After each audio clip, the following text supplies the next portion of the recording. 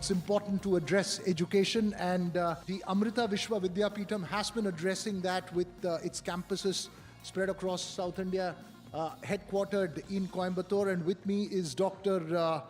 Balakrishnan Shankar, Dean of the School of Engineering, and also Suresh Kudur, Director for the Academia Industry Partnership. Dr. Balakrishnan, if I may ask you the first question, in terms of when we look at education and creating a future for tomorrow or the citizen of tomorrow, what would be the crucial focus, especially when it comes to technology and enabling a student to be industry ready at the end of the day? First of all, thank you for inviting us over from Amrita to this wonderful summit. Let me answer your question in a slightly different way.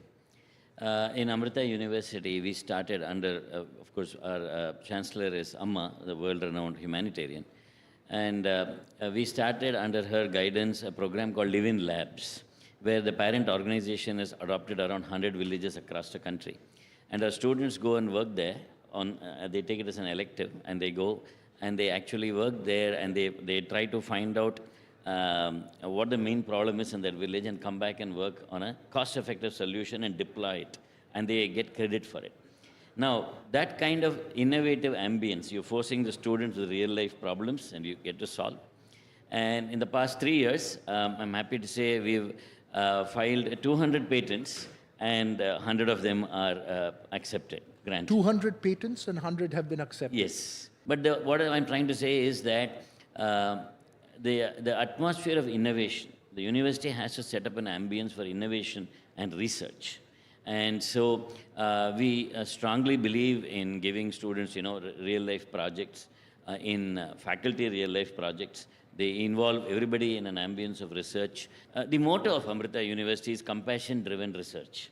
So under Amma's guidance, we want to find solutions for the common man's problems. You're talking about innovation that can actually have an impact in society for the betterment in a country of that nature. And that would mean, A, is the technical knowledge of it. B, it's also about understanding the realities and identifying a problem statement. Absolutely. And how do you go about that process? How do I go about that process? First, you have to identify what the problem is or what is the scope.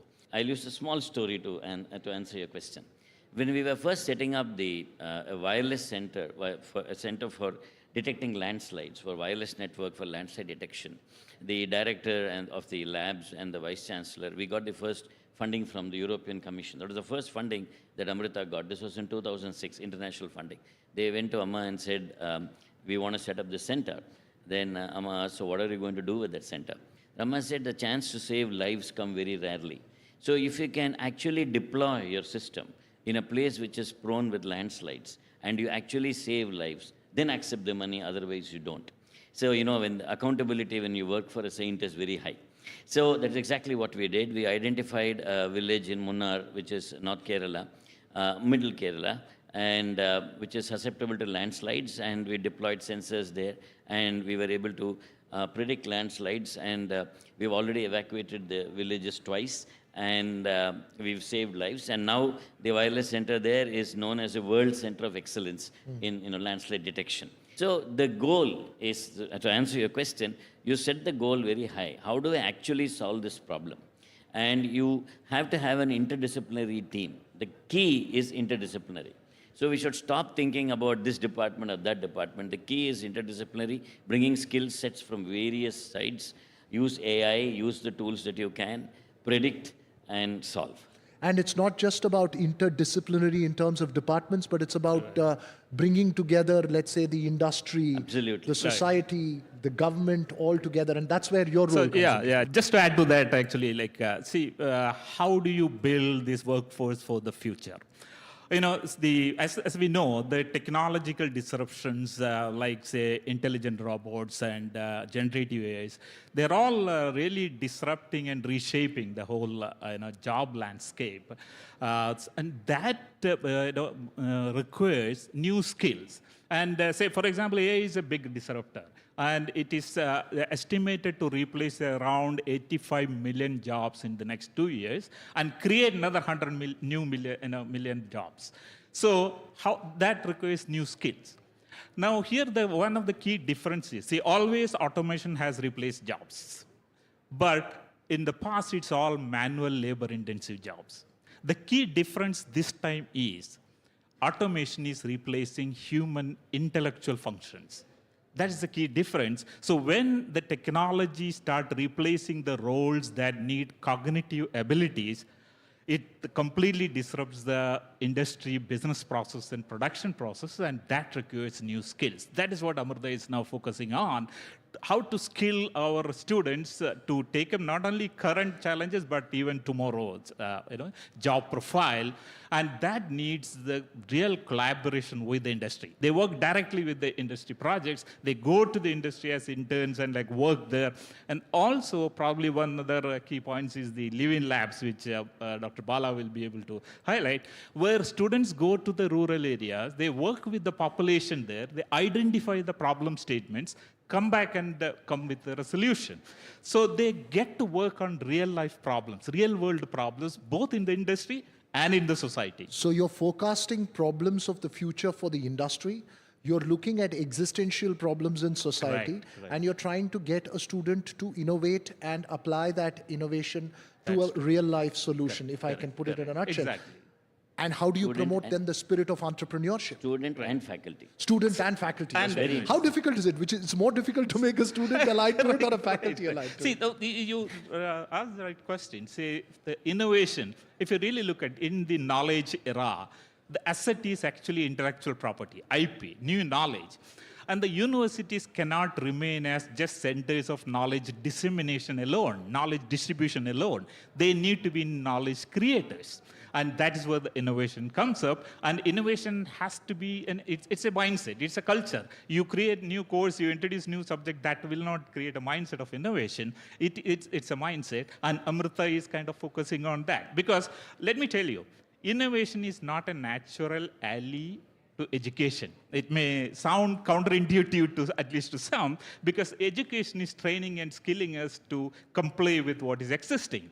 Now, if you want to disrupt, to change, you need to build that innovation culture, and that's what. And entrepreneurs is the drivers who will take that innovation out there, into the world. I'm just going to go off script a bit and just ask you both this question. How do you inspire that entrepreneurial spirit? Given that you have had an education system that was defined to cater products to the industry without having to actually reimagine it. Maybe we're walking into a very different world right now. How do you inspire that entrepreneurial spirit? So I will just answer, then we'll give it to Dr. Bala. In the last year MSME hackathon for startup ideas, pan-India 35 ideas were selected, and 9 out of them were from Amrita University. So that's a great achievement in terms of how you encourage the students to start. We have a Amrita Center for Entrepreneurship, where we encourage the faculty and the students to start their own. We have recently also launched Atal Incubation Center, which is a Niti Aayog scheme. One of them in Coimbatore is at Amrita University, where we encourage startups to come. And one of the focus area is e-mobility, and the other being cybersecurity.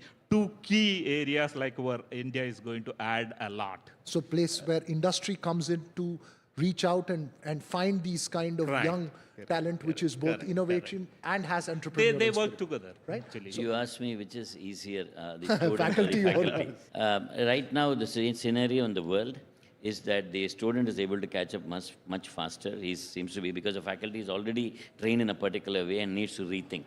So it's more difficult for the faculty now, because they've already come with some baggage. The student is fresh, literally fresh. And But heavy that's- baggage some faculty come with. But that said, when you confront somebody with a real life problem and say, I want it solved, and you set up an ambience where different people from different backgrounds come. For example, there are researchers doing AI and health.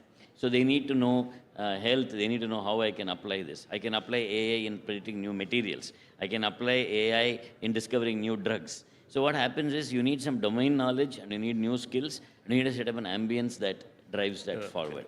And all this would be essential ingredients in creating a workforce for the future of India's correct. multi-trillion-dollar economy that you are Exactly. aiming for. Absolutely, One is the absolutely. workforce, and the other is on the higher end of the food chain, where you are leveraging the expertise of the internal researchers collaborating with the industry to create new technology. For example, like one of the research area we are focusing on is hydrogen as a fuel. Dr. Bala is spearheading those research. Hydrogen as an alternate fuel, because hydrogen vehicles could be one of the options for tomorrow. So that is how we take that research up. Nested in the beautiful city of Coimbatore, in the middle of Western Ghats, I'm sure you have campuses around that place. Yeah. Beautiful. When it comes to that kind of a rural setting, the key challenge is also about getting more women into the workforce, more trained in that process. Is that a crucial challenge? Thank you for asking that. Yes, we recently got the UNESCO chair for gender equality and women empowerment.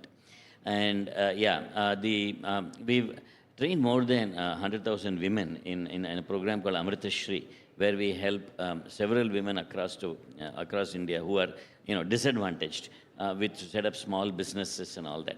We've used haptic technology to train women in various vocational skills, in different skills. For example, haptic technology is something like a robotic device that gives you force feedback. So using the same device, I can teach many trades using the same thing. For example, on the screen, let's say I'm cutting a pipe. On the screen, I have a pipe. I change the material of the pipe from PVC to steel, then the force I feel is different. So using the same device, I can train a person on different machining operations. So using that, we've trained a lot of women in various vocational skills. I'm building toilets in their villages and things like that, and then setting up water filters. So that has led to a UNESCO chair in gender equality and women empowerment that Amrita has got. And we strongly believe that because deep in the villages, there is still a lot of gender bias when it comes to education. And in terms of instilling the desire, for instance, where one of the big problems that India has often faced and spoken about is brain drain, where you have top educational institution people going, like you went to IIT, did a PhD in the US, most stay back, you came back. From a rural environment and in terms of an institute that you're running, how do you inculcate and inspire them to look at social problems, which may not be monetarily immediately rewarding, but it could give great rewards over a long period of time. How do you go about that process? Yeah, certainly, Dr. Bala, I myself did my MS in US and I came back to India. So, and that reverse brain drain is only on the rise nowadays. But as I rightly said, see, an institution like ours, we focus on, again, more enabling the rural populations and those students, skilling them who contribute back to the country. So there are a lot of those programs. So not only we get the intakes, we also give back to the society. As Dr. Bala rightly said, we skill women and for making so that they can make a living out of the skills. So that is something certainly we are looking at. We focus on who want to get job. Almost 350 plus companies come for campus placement every year at the campus. We also encourage as entrepreneurship, where we facilitate. And one point I want to make is, see, most of the time why students don't jump into entrepreneurship is fear of failure. What if you try 2 years, 3 years and don't be successful, and can I get back to the job market? And if we can facilitate that, if we can assure that they will be taken care and they can come back to the job market, many students would dare to take up the entrepreneurship. That is something we must look at as a policy, that how to enable that.